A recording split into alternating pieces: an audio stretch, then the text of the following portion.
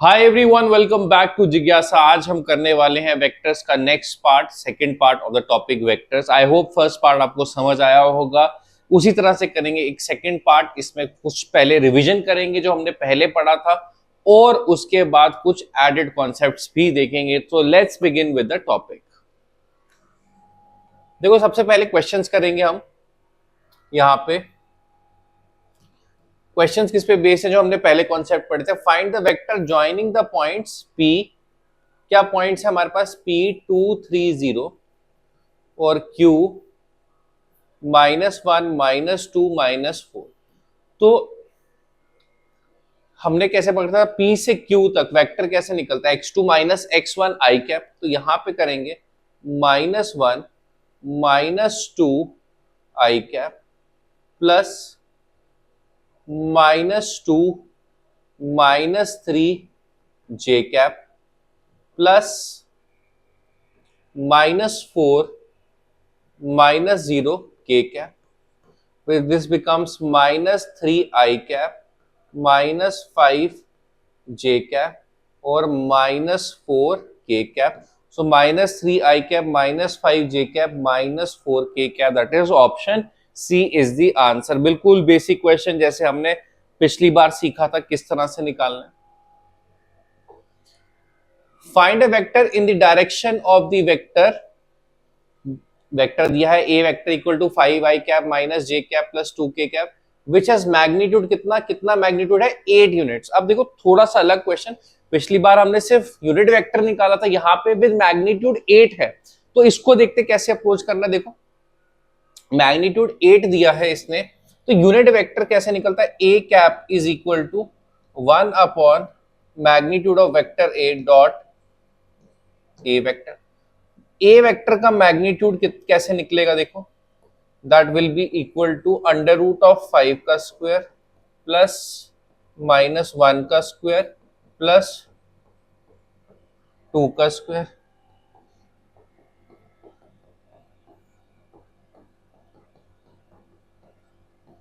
That is under root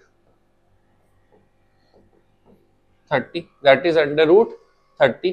तो a cap क्या हो जाएगा?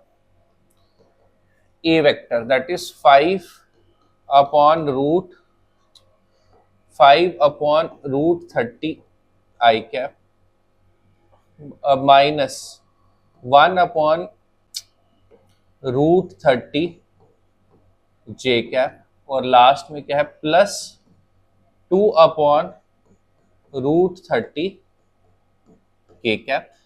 अब देखो ये यूनिट वेक्टर तो निकल गया, बट यूनिट वेक्टर का मैग्नीट्यूड क्या होता है? 1 यूनिट। इसका चाहिए हमें 8 यूनिट्स। 8 यूनिट्स चाहिए तो इसको मल्टीप्लाई कर दो 8 से। सो ये 8 से जैसे ही मल्टीप्लाइड हो जाएगा तो ये क्या बन जाएगा?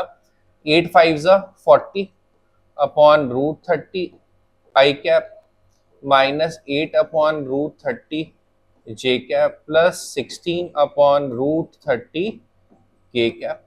तो इसका आंसर बन जाएगा 40/√30 आई कैप -8/√30 यहाँ पे जे कैप एंड 16/√30 के cap. That is option C will be the answer. इसका क्या आएगा? Option C will be the answer. आगे बढ़ते हैं। देखो नेक्स्ट, तो पॉइंट्स ए दिया है, पॉइंट एक पॉइंट बी दिया है, एक पॉइंट सी दिया है। आर दी वर्टिसेस ऑफ कौन से ट्राइंगल का वर्टिसेस है? अब देखो ऐसा पॉइंट तो हमने पढ़ा नहीं है, बट अगर हम थोड़ा याद करने की कोशिश करें तो आइसोसेलेस, स्केलिन, ट्राइंगल ये किस पे डिपेंड करते थे? इनकी साइड्स के ऊपर। ये साइड्स इक्वल हैं कि नहीं है, सारी डिफरेंट है, हाइपोटेन्यूज का स्क्वायर बेस और परपेंडिकुलर का स्क्वायर बराबर है कि नहीं है, उस तरह से करते थे। तो यहाँ पे हम क्या कैलकुलेट कर सकते हैं? मैग्नीट्यूड वेक्टर्स का। तो अब अगर हम करना चाहें इसको तो मैं लिख सकता हूं भाई, ए बी जो वेक्टर है वो क्या होगा? आई cap -2 i cap plus -3 j cap minus j cap, ठीक है, और plus -5 k cap minus k cap. So that is minus I cap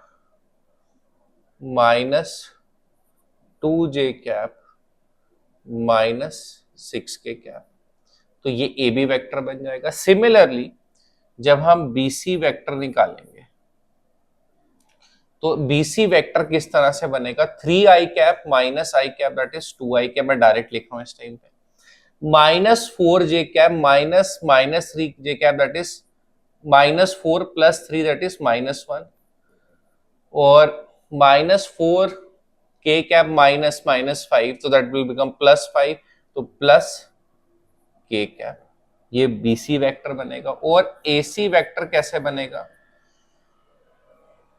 AC vector देखो 3 i cap minus 2 i cap that is i cap, minus 4 j cap minus j cap that is minus 3 j cap, minus 4 k cap minus k cap that is minus 5 k cap. अब देखो A B vector का magnitude अगर निकालें, magnitude का square कर देते हैं, देखो दैट विल बिकम माइनस 1 का स्क्वायर प्लस माइनस 2 का स्क्वायर प्लस माइनस 6 का स्क्वायर, ये बन जाएगा आपका इसका होल स्क्वायर, क्योंकि स्क्वायर किया है मैग्नीट्यूड का, तो 1 plus 4 plus 36, 1 plus 4 plus 36 which will be equal to कितना 41 आ जाएगा। सिमिलरली बी सी वेक्टर के मैग्नीट्यूड का स्क्वायर विल बी 2 का स्क्वायर प्लस 1 का square plus that will be 4 plus 1 plus 1 that is 6। A B का हो गया स्क्वायर, बी सी का, अब ए सी का देख लेते हैं, ए सी वेक्टर का। सो ए सी वेक्टर कहाँ गया हमारा, ये रहा, दैट विल बी 1 का स्क्वायर, क्या है 1 का स्क्वायर माइनस 3 का स्क्वायर प्लस माइनस 5 का स्क्वायर,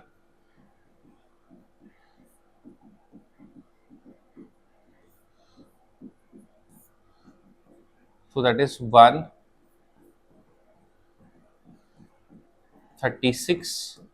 36 वैल्यू आ गई। तो देखो क्या बनेगा, मैं कह सकता हूं ए बी का square 41, this will be equal to,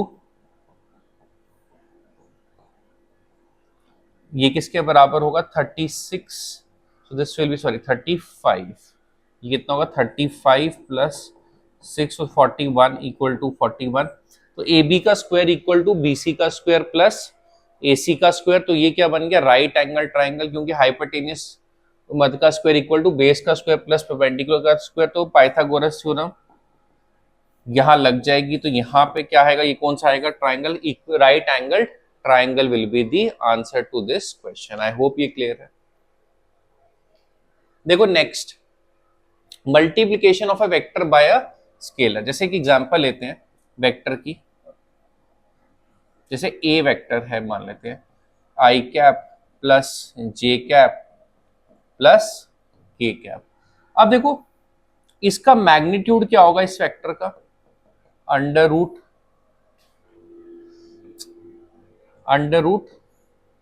1 का स्क्वायर प्लस 1 का स्क्वायर प्लस 1 का square that is equal to under root 3। अब देखो इसी वेक्टर को अगर हम किसी स्केलर क्वांटिटी से मल्टीप्लाई कर रहे हैं, जैसे मान लेते हैं 5 टाइम्स ए वेक्टर, तो ये बन जाएगा 5 आई कैप प्लस 5 जे कैप प्लस 5 के कैप बन जाएगा हमारे लिए, ठीक है।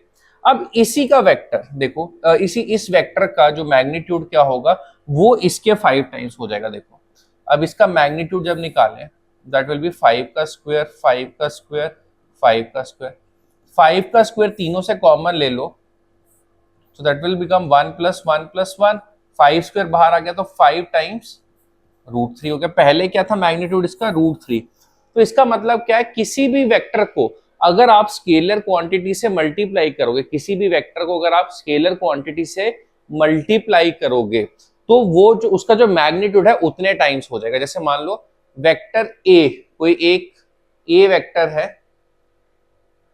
इसका अगर मैग्नीट्यूड है x, ठीक है, और जैसे ए वेक्टर का मैग्नीट्यूड है x, अगर इसको मैं 5 टाइम्स कर दूं तो ये क्या बन जाएगा 5x, ठीक है, तो उसका मैग्नीट्यूड क्या हो जाएगा, उतने ही टाइम्स हो जाएगा। आई होप ये पार्ट क्लियर है।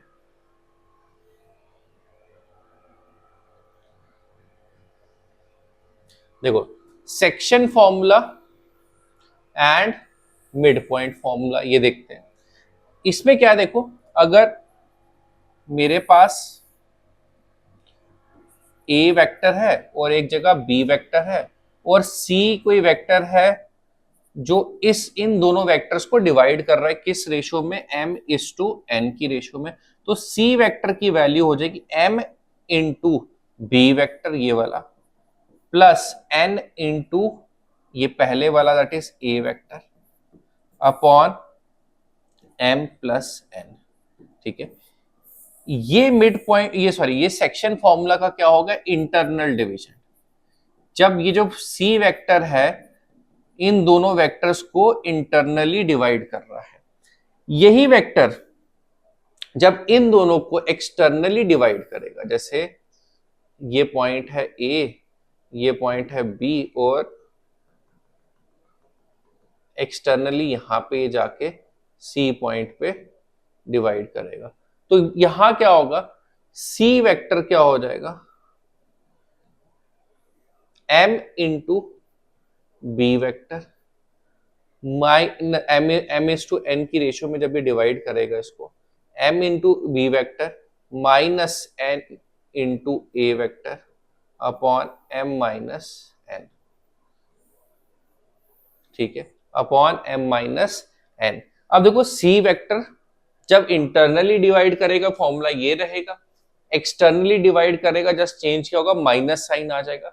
और इसमें एक आता है mid point formula. Mid point formula क्या कहता है कि अगर वेक्टर जो सी है बिल्कुल बीच में है ए वेक्टर और बी वेक्टर के, वेक्टर जो सी है बिल्कुल बीच में है ए वेक्टर और बी वेक्टर में, तो सी वेक्टर की वैल्यू होगी a vector plus B vector upon 2, ये इसकी क्या होगी वैल्यू। तो ये है हमारा सेक्शन फॉर्मूला और mid point formula. Section formula में अगेन दो कैटेगरी, जब वो उसको इंटरनली डिवाइड कर रहा है, एक कैटेगरी जब वो उसको एक्सटर्नली डिवाइड करेगा। तो आई होप ये पार्ट क्लियर है। नेक्स्ट देखते हैं, अब क्वेश्चंस करते हैं। Consider 2 points P and Q with position vectors OP, उसकी वैल्यू दी है, OQ की दी है। Find the position vector R which divides the line joining P and Q in the ratio 2:1, ठीक है, एक बार इंटरनली और एक बार एक्सटर्नली। ये वेक्टर है P मान लेते हैं, ये Q, R निकालना है जो इसको इंटरनली डिवाइड कर रहा है रेशियो किसमें, 2:1 में। तो R वेक्टर क्या हो जाएगा, 2 into Q vector. Q vector कितना है, OQ कह सकते हैं इसको, A vector plus B vector plus 1 into P vector क्या है, 3A vector minus 2A 2B vector upon 2 plus 1। R vector क्या बन जाएगा, 2A vector plus 2B vector 3A vector minus 2B vector upon 3। So R vector equal to 5A vector upon 5/3 vector A vector, ठीक है। तो I hope ये clear है आपको, ठीक है। अब अगर यही पॉइंट इसको एक्सटर्नली डिवाइड करें, P और यहां पे Q, ये P वेक्टर, ये Q वेक्टर, और यहां पे एक्सटर्नली डिवाइड कर रहा है ये R vector in the ratio 2:1। तो R वेक्टर क्या हो जाएगा, 2 टाइम्स Q की वैल्यू क्या है, A vector plus B vector. अब आप ये कंफ्यूज मत होना, ओपी पोजीशन वेक्टर है, पोजीशन वेक्टर से अगर ओपी दिया है तो इसको कभी कभार ऐसे भी लिखते हैं पी वेक्टर, ओ क्यू को क्या लिखते हैं, क्यू ऐसे लिखते हैं, तो इसलिए कंफ्यूज नहीं होना कि ओपी की जगह ये क्यों आ रहा है, ठीक है। माइनस 1 × 3a - 2b अपॉन क्या आएगा 2 - 1, 2a vector plus 2b vector -3a + 2b. So this becomes 2a - 3a - a vector plus 4b vector. तो अगर इंटरनली डिवाइड करेगा तो ये आंसर होगा, एक्सटर्नली डिवाइड करेगा तो आंसर होगा ये। आई hope that this is clear. बहुत इजी है, जस्ट आपको कॉन्सेप्ट्स आने चाहिए इस पे, ठीक है, तो बहुत आसानी से हो जाएंगे क्वेश्चंस इस टाइप के। Find the position vector of the mid point of the vector joining the points P and Q. अब मिड पॉइंट पे है तो वेक्टर पी और यहां पे Q,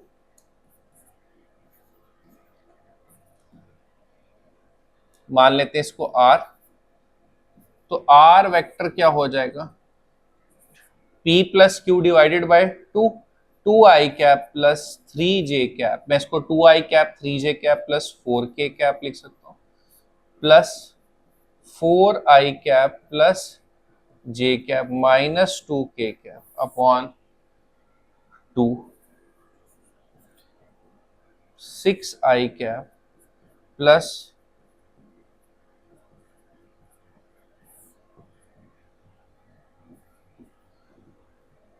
3i cap plus 2j cap. So this is 4k cap minus 2 cap, this is plus 2 cap, तो ये बन जाएगा प्लस k कैप। ये वैल्यू हो जाएगी r वेक्टर की, 3i cap plus 2j plus k cap, that is कौन सा option, option B will be the answer. Mid point पे था तो सीधा दोनों को ऐड करके डिवाइडेड बाय 2 कर दिया। आई होप ये क्लियर है। डॉट प्रोडक्ट, अब देखो नेक्स्ट एक इंपॉर्टेंट पॉइंट, डॉट प्रोडक्ट को हम क्या कहते हैं, और स्केलर प्रोडक्ट भी कहते हैं, क्योंकि इसमें क्या होता है, सिर्फ मैग्नीट्यूड रहता है। क्या रहता है, सिर्फ मैग्नीट्यूड। अब देखो डॉट प्रोडक्ट होता क्या, जैसे ए वेक्टर मेरे पास है i cap plus 2j cap plus 3k cap, b vector मेरे पास है 2i cap minus 3j cap plus 2k cap. तो a vector dot B vector, ये that is equal to b vector dot 8 vector, ये this will be equal to, देखो इसमें क्या करना है, क्योंकि हमने क्या सिर्फ स्केलर है, तो यहाँ पे इसका क्या हो गया, मैग्नेट यहाँ पे 1 हो गई इसकी न्यूमेरिकल वैल्यू, आई कैप मीन्स 1, तो ये 1 × 2 प्लस 2 × -3 प्लस 3 × 2, तो ये बनेगा 2 - 6, 2 - 6 प्लस 6, तो डॉट प्रोडक्ट इसका क्या बन गया, A dot B, A vector dot B vector will be equal to किसके बराबर, 2 के बराबर हो जाएगा, ठीक है। आई होप ये क्लियर है। अब देखो इसमें एक इंपॉर्टेंट पॉइंट भी है, अगर मैं ए वेक्टर को डॉट प्रोडक्ट ए वेक्टर के साथ करूं तो क्या मिलेगा मेरे पास, देखो अगर मेरे को ये ए वेक्टर क्या लिया था हमने, i cap plus 2j cap plus 3k cap, तो a vector dot A vector करना हो तो 1 × 1 प्लस 2 × 2, 3 × 3,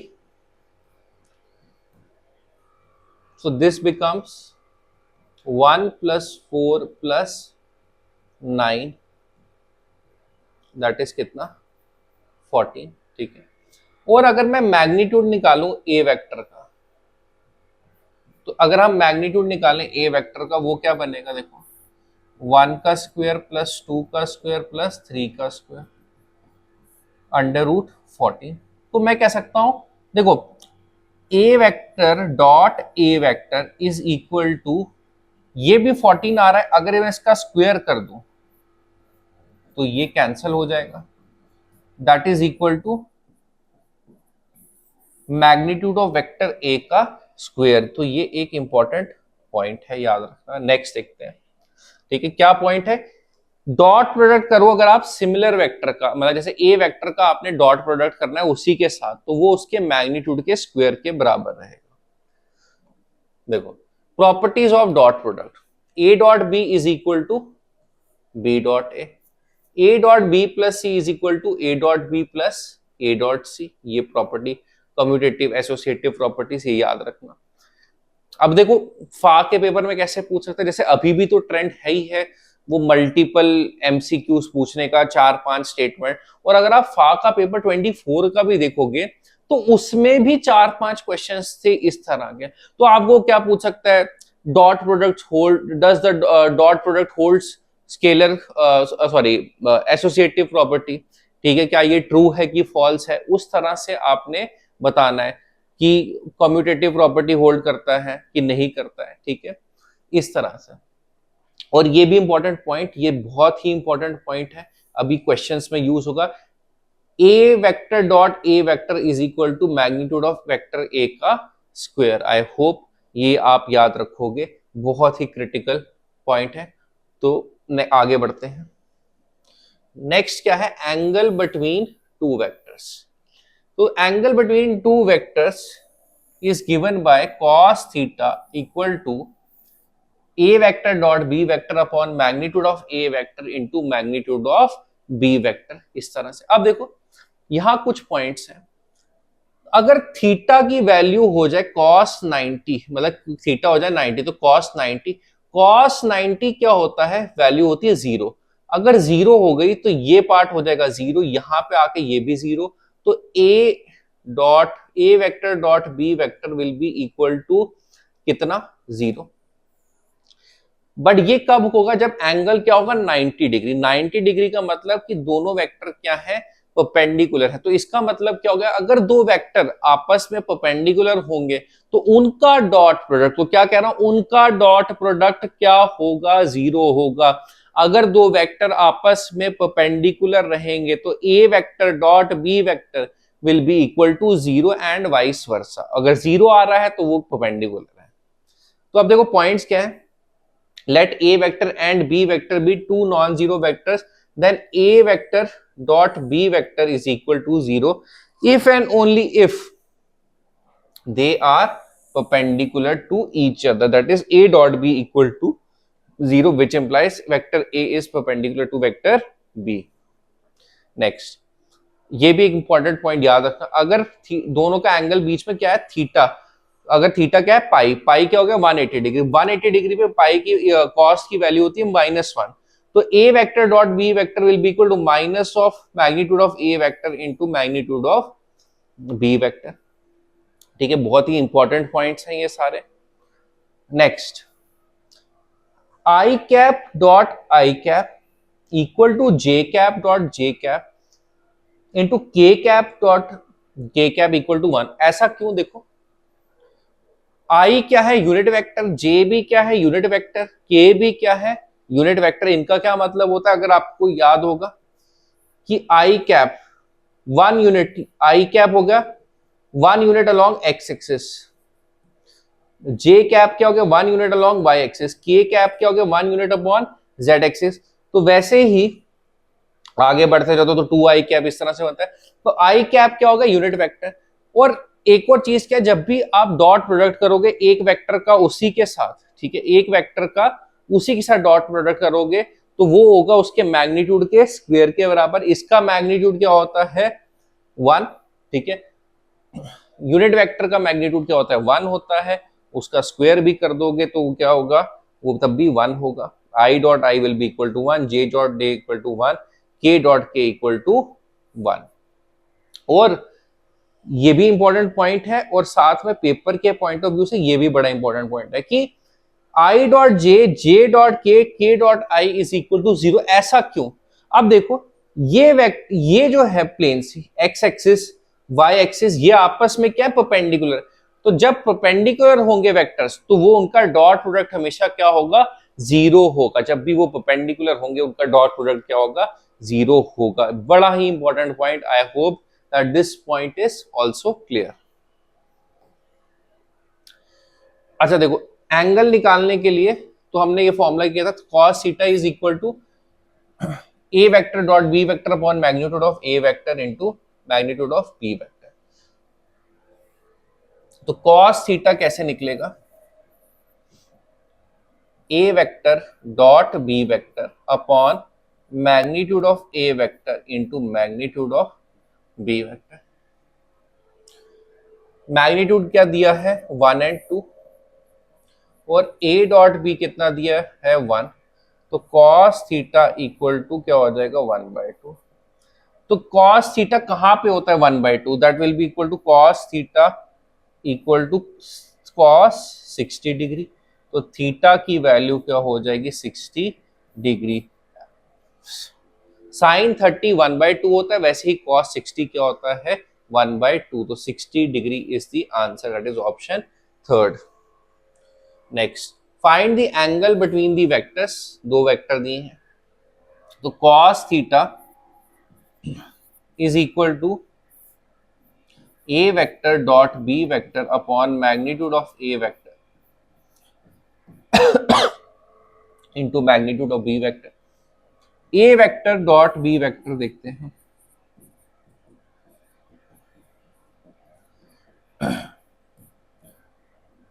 इनटू, अब देखो 1 into 1 plus 1 into -1 plus -1 into 1। So this becomes 1 -1, तो ये क्या बना, -1। ठीक है, मैग्नीट्यूड ऑफ वेक्टर ए क्या होगा, 1 का स्क्वायर प्लस 1 का स्क्वायर प्लस -1 का square under root 3। Magnitude of vector B क्या होगा, 1 का स्क्वायर प्लस अंडर रूट 3। तो cos theta equal to a vector dot b vector that is -1 upon √3 into √3। cos theta equal to -1/3। अब देखो -1/3 value नहीं पता अपने को, तो ऐसे केसेस में अगर आपको ऑप्शंस दी होगी तो आंसर इस तरह से बनेगा, theta equal to cos inverse 1/3 that is minus में 1/3। इस तरह से आंसर मिलेगा। तो अगेन एक सिंपल फॉर्मूला से यूज करना है आपको, ठीक है। अभी हम थोड़े से कॉन्सेप्ट बेस्ड भी क्वेश्चंस करेंगे, शायद अगली वीडियो में आएंगे। डॉट प्रोडक्ट तो हो जाएगा हमारा, ठीक है, फिर क्रॉस प्रोडक्ट करेंगे, तो उसके बाद या उससे पहले हम थोड़े से और कॉन्सेप्ट बेस्ड क्वेश्चंस भी देखेंगे बीच में, जो एनसीईआरटी में भी है, ठीक है। नेक्स्ट देखते हैं, इफ ए वेक्टर दिया है B vector, then are A plus B and A minus B vector जो है वो परपेंडिकुलर है कि नहीं है। अब याद करो, परपेंडिकुलर कब होता है, जब उनका डॉट प्रोडक्ट क्या होता है, जीरो के बराबर। परपेंडिकुलर कब होगा, जब उनका डॉट प्रोडक्ट क्या होगा, जीरो के बराबर होगा। तो यहां पे अगर हम देखें, a vector plus B vector दोनों का ऐड कर दो, 5i plus i that is 6i cap, minus j तो that is plus 2j cap, -3 k -8k cap, a vector minus B vector, तो ये क्या बनेगा, 4i cap minus 4j cap. Okay, हाँ, so 5i cap minus i cap 4i cap minus j cap minus, तो -4j cap -3k cap -5 plus हो जाएगा, तो ये बन जाएगा +2k कैप। तो डॉट प्रोडक्ट इनका चेक कर लेते हैं। देखो, अगर इनका डॉट प्रोडक्ट क्या हो गया, 0, तो ये वेक्टर्स क्या हो जाएंगे आपस में परपेंडिकुलर।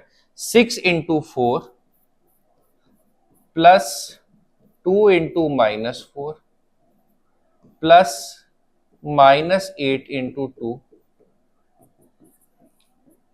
8 - 16, तो दैट इज कितना 0, क्योंकि इन दोनों का डॉट प्रोडक्ट क्या है 0, क्योंकि इन दोनों का डॉट प्रोडक्ट क्या है 0, तो ये वेक्टर्स आपस में क्या होंगे परपेंडिकुलर होंगे, तो answer will be yes, that is option 1 will be the answer. Next, Cauchy Schwarz inequality. अब देखो एनसीईआरटी की टेक्स्ट बुक खोलोगे तो वहां पे ये 2-3 triangle inequality, Cauchy Schwarz inequality आपको मिल जाएगी।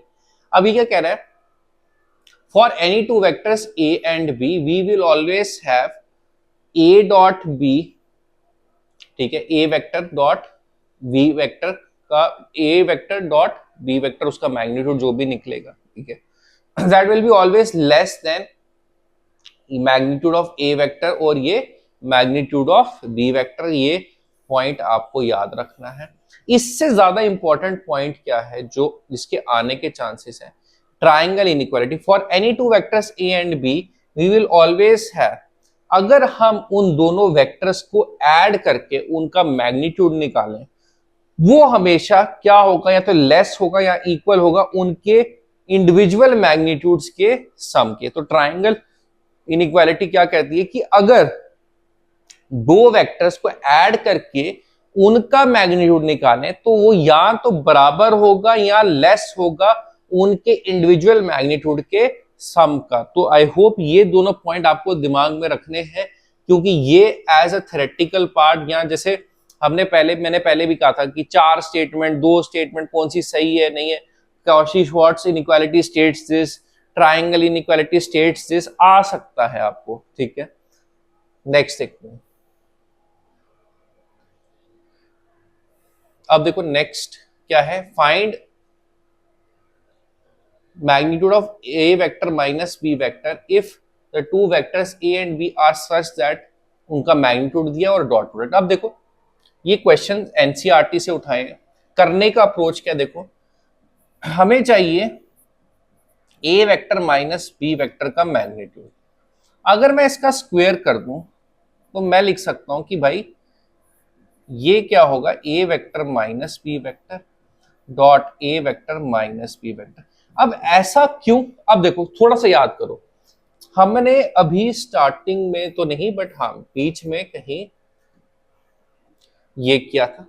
अब आप मान लो ए जैसे सी वेक्टर है, C vector dot C vector equal to C vector के मैग्नीट्यूड का स्क्वायर। अब सी की जगह मैं लिख सकता हूं ए माइनस बी और ए माइनस बी, ये किसके बराबर होगा, a माइनस बी वेक्टर के मैग्नीट्यूड के स्क्वायर के बराबर, ठीक है। यही हमने यहां किया है। अब देखो ये पॉइंट यहां तक आई होप ये क्लियर है, ये कैसे आया, ठीक है। अब देखो अब इनका डॉट प्रोडक्ट करें, a vector dot a vector,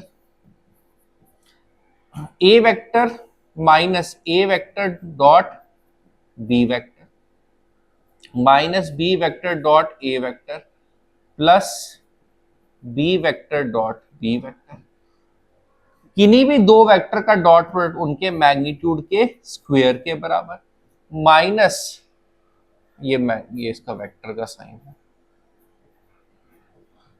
2 times a vector dot B vector plus B vector के मैग्नीट्यूड का स्क्वायर। अब देखो ए वेक्टर के मैग्नीट्यूड का स्क्वायर क्या है, 2 का स्क्वायर माइनस 2 इंटू 3, ये कहां से इनकी वैल्यूज रिप्लेस कर रहा हूं, ठीक है। ए vector dot B vector equal to 4, ठीक है। अच्छा यहाँ पे हमने कुछ तो गलत किया, यहाँ पे आना था 2 इंटू 4 ए वेक्टर डॉट बी वेक्टर, ठीक है। ये थोड़ा सा हमने गलत दिया,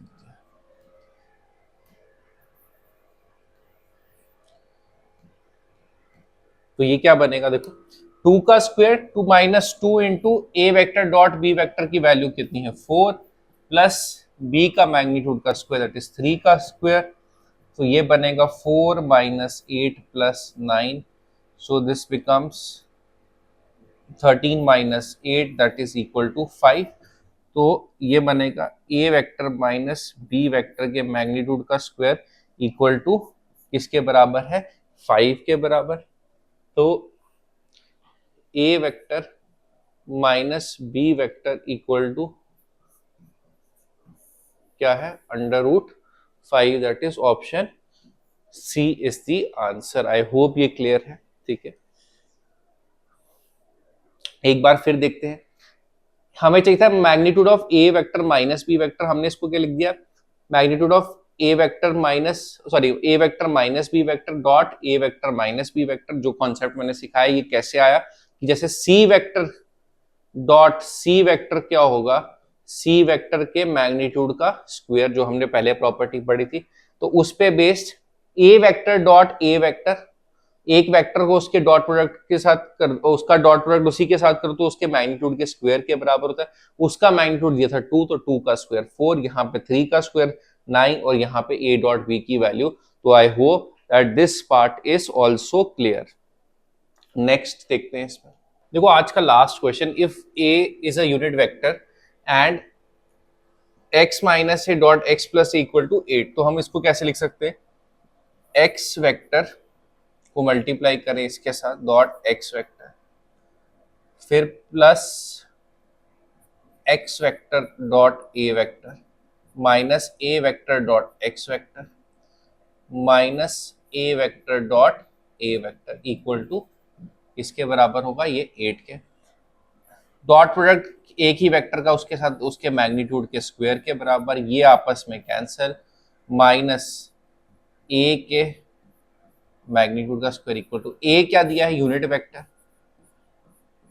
तो -1 इक्वल टू 8